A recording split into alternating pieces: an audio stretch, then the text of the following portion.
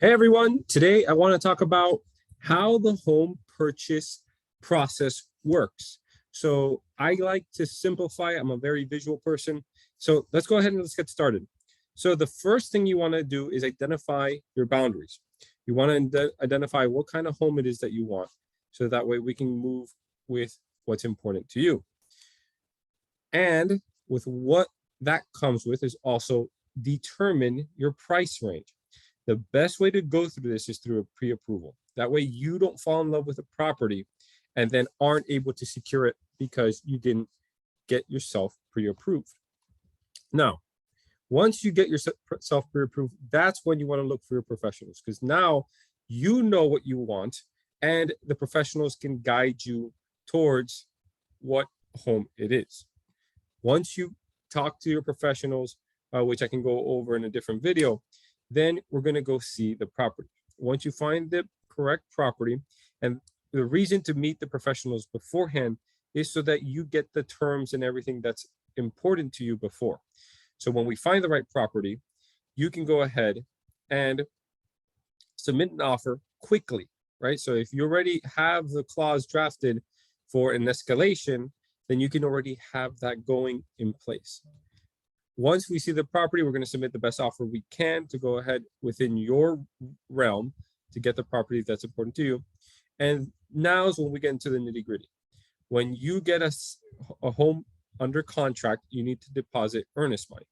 Earnest money is typically about 2% of the purchase price. Now, here's a recommendation. This is going to be at the same time as the inspection, right? So this is kind of money that you put in the middle, so that way we can make sure that the seller knows that you're serious. You're not just going to string them along for a couple months and then not purchase. So this is money that I call gamble money. So the earnest money you need to put within 3 days. That money is cashed.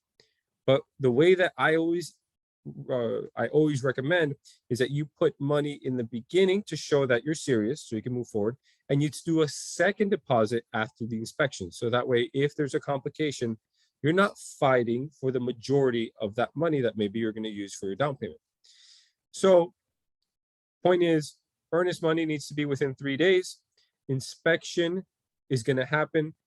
Try to only look for major things.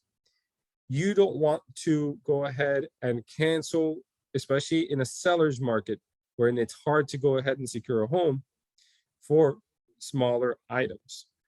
And the reason is the inspector that you're paying for, you're paying so that way they give you a report.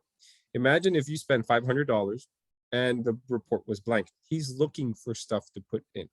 So what we want to make sure is that the home is in the conditions that you thought it was when you put in the offer.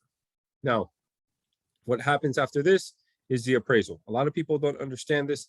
Appraisal is a justification of the price. So the bank isn't going to lend $1 million to a home that's worth $200,000, because if you default, what happens? They're out a lot more money than they could have been. So they go ahead and they send an appraiser, which the buyer typically pays for, and that is the amount that they will lend to. That's the simplest terms I can put it. Once we get through the appraisal period, then we go into what is funding. When you are funding, the most important thing is that when the loan officer asks for documents, get it to them within 24 hours. Get it to them the same day. That's what's going to have to elongate this whole period.